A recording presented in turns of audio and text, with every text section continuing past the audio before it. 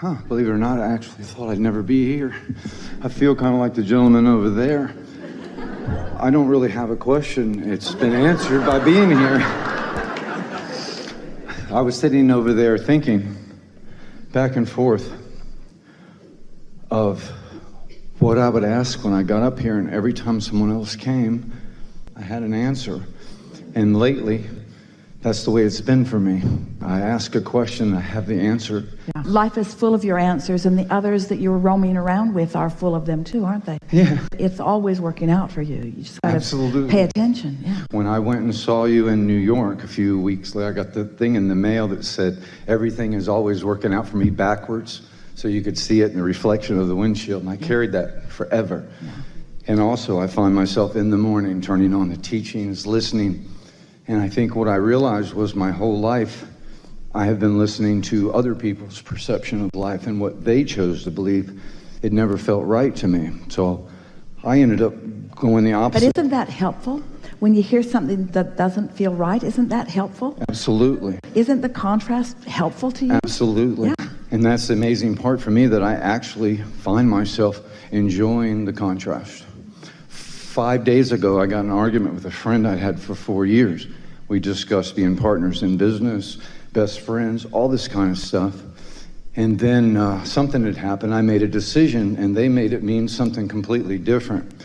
The more I tried to share with them that that's not me, that was not my intention, the more they fought to hang on to what they were wanting to think. And I'm thinking to myself, wow, you really must want to be unhappy and miserable when I'm telling you I care about you and I want to do this, yet you want to believe that there's some ulterior motive behind it.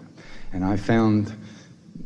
And yet, what's interesting is they were misunderstanding you, and you were misunderstanding them, and then they were misunderstanding you, misunderstanding them.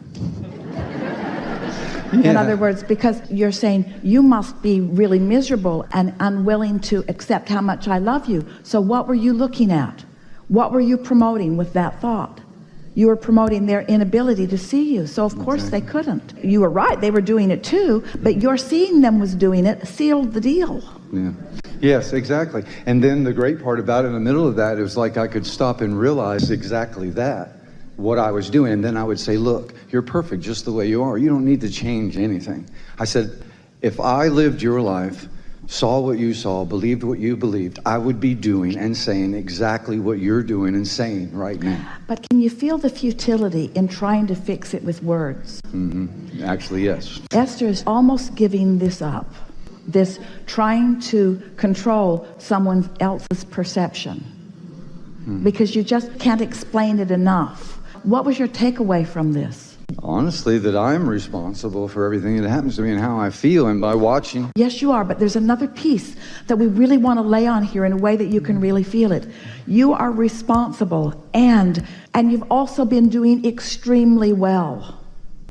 You're responsible, not in a guilty, regretful, I did this to me way, but I'm responsible in that I can get it as good as I decide I want it to be way. Can you feel the difference in that? Yes, and that's where I've been lately, and it's like I find myself wanting to cry for no reason, but then it used to be I feel bad, but now I realize what that is. That's being connected, joy, realizing. The reason that we wanted to have a conversation with you, as you say, you really didn't have a question that was so active that it was in the air, but what was active within you is your desire to be validated in your rightness. Now, we're not doing that by calling you up here, because you're the only one who can validate yourself in your rightness. Right. You see. I agree. But we want you to feel the alignment that is within you, that is carrying you forward in a very positive way. And our encouragement to you is don't try to explain too much of it to anyone else. Let it be a sort of secret society inside of you, where you come into alignment with who you are and your love for yourself and then for them. That your love for yourself and then for them just sort of carries the vibrational day. This is the thing that we most want you to hear. You see, we understand all of you. We know exactly where you are, every one of you, in relationship to where you want to be. We can see a clear path from where you are to where you want to be. And we are projecting it to you at all times. It's always being flowed to everyone. And some of you are ready to receive it, and some of you aren't. At different times, you're getting different pieces of it. And what we want you to take away from this conversation is, if source energy is aware of what everyone wants and not able to make them see if they're not ready to see, then why are you wasting your breath trying to get them to see when they're not ready to see? I've come to that conclusion myself lately. So rather than having a debate with them about it, just acknowledge, well, they're not in the receiving mode yet, but goodness is coming to them and they deserve well-being, and I'm so enjoying their process as I am enjoying my process. So rather than being a fixer, which you kind of are, you're kind of a fixer. And the reason that you are a fixer is because you're really smart, you've lived a lot of life, and you've got good ideas about a lot of things. And it's why people like your leadership. They do. We want you to lead by vibration, because you lead through the clarity of your example. But if you will just think in terms, just for a little while, about leading by vibration instead of by words, leading by vibration, leading by intention, leading by alignment. I understand. Yeah. Kind of more like leading by example. Lead by alignment. What I do resounds louder than anything I could say. But how you feel, which is evidence of your vibration, is truly what is causing the resounding. Understood. But when you try to do it with your words, you get in the way of your true vibration, because your words cause a reaction from people that you don't need to have in your mix. Can you hear that? If you are aware of your vibration and you're carrying it, and you're thinking these silent positive thoughts about people without them even knowing it, making lists of their positive aspects and rooting for their success and for your own, but rooting for their success, but don't tell them. Don't tell them, because they will argue for their own limitations, and then you'll get in an arguing match about how good they really are. It's so irritating. People just won't accept how good they are. And then you lose your connection as you're trying so hard to convince them of that.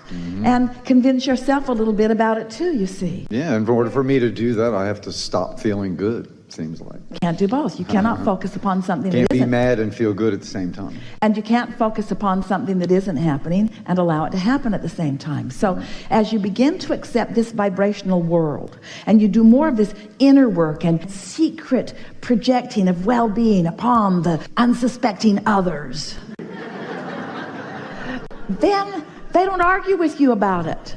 They might say, "What are you smiling about?" They might say, "What are you so happy about?" I do hear that sometimes. They might say, "Why is everything always working out for you?" They might ask you some of those kinds of questions, but you won't elicit from them defensiveness or justification about where they stand. Because, you see, this is one of the things.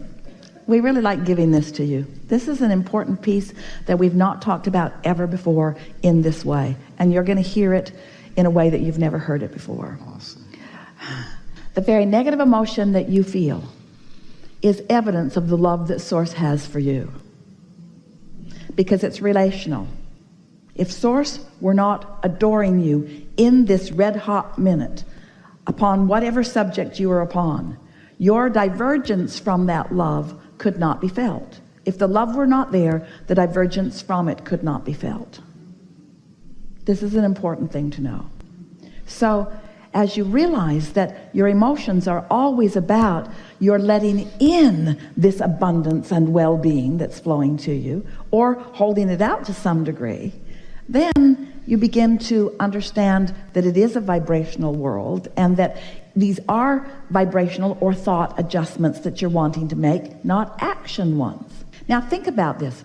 Think about how much easier it would be. So let's say that you are witnessing someone who is not very good at whatever it is they're doing, and they know it, and they're down on themselves about it.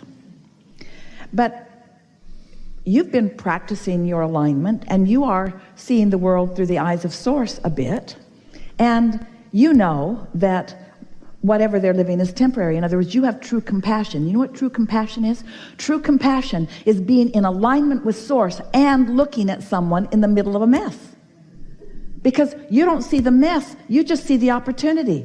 You just see the perfection of their life experience. You don't lose your connection because your connection is so strong. So let's say that you're tuned in, tapped in, turned on, and you're witnessing someone who's having a hard time about something. And you rush in and you say, it's okay, it'll get better. And they say, no, it won't.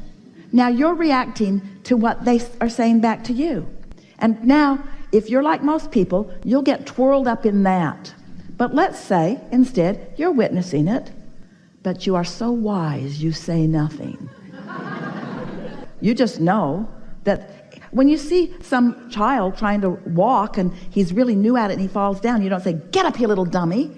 And you also would be better off if you didn't say, oh, that's all right. You'd be better off if you just leave him alone, because he's going to get up. His desire to walk is going to get him on his feet. He's been watching you walking around. He doesn't need your words. He's been watching you walking around. He's got the idea of it. You hold him up and give him a little balance. No, get away from him. Leave him alone. Let him figure it out. He's figuring it out. He's watching. He's learning from your example, you see. So now, your example, instead of focusing with him upon his deficiency, instead, you're standing back and knowing the big picture and knowing that all is well. It is in that attitude that those around you will thrive most, you see. Your attention to their problems either causes their further attention to their problem or their defensiveness that you've noticed their problem. Don't you know that? So in this conversation, we've taken this thought into a new place as we've been together today. And think about it. Is not almost everyone you know reacting to what they are living, rather than aligning with source energy and then acting from that place of alignment? So ask yourself, this is going to help you, because this is a room full of uplifters and teachers and healers. You've come into this life experience, you want to uplift others. But when you hit it so head on, when you don't get out ahead of it energetically or vibrationally, and instead you try to accomplish it through your words or through your actions, it backfires almost every time, because you amplify the very thing you did not mean to amplify. Can you hear us? Yeah. So when you see your children or your lovers or your peers or your co-workers, when you see them or hear them struggling amidst something, just take your leave from their physical presence as quickly as you can. Run into the woods, go running into the woods. And find your alignment as quickly as you can about them. And think about their connection with source energy. Think about their inner being. Think about their vortex. Think about what they are asking. Think about their potential for success. Think about their well-being. Do it vibrationally, and then notice the next time you see them. There is an improvement when you are with them. And the next, and the next, and the next, and the next. And then you'll hear someone say to you, you know, I just feel good being around you. And you'll know that it's because you see them through your eyes of source as they really are, and you are adding to the momentum of that. Actually, everything you just said over the last several weeks, I've been experiencing that with, like, my family, doing what you said with the child walking. All I ever wanted to do was try and do my best, and it seemed people were doing that. And I'm finding that instead of thinking of the things that made me angry or hurt me or why don't you do this, I start that and I feel bad, I don't like it, and then I start thinking, you know, you're the most generous person. You were always there when I called you. You always told me I was loved and cared for. So it's almost as, like you said about the buffet, everything is here. It's up to me to decide what to look at, and if I want to see that in someone I care about, then I need to see that, not yes. what I think they yes, need. Yes, and yes. But can you feel how the primary reason that you continue to feel misunderstood is because you're trying to use words when only vibration will do? Yes. And this is the thing that we're wanting you to realize, is that your words can't be heard if someone's not in the receptive mode of your words. And so the best you can do is get into vibrational alignment with who you are, where you are understanding yourself.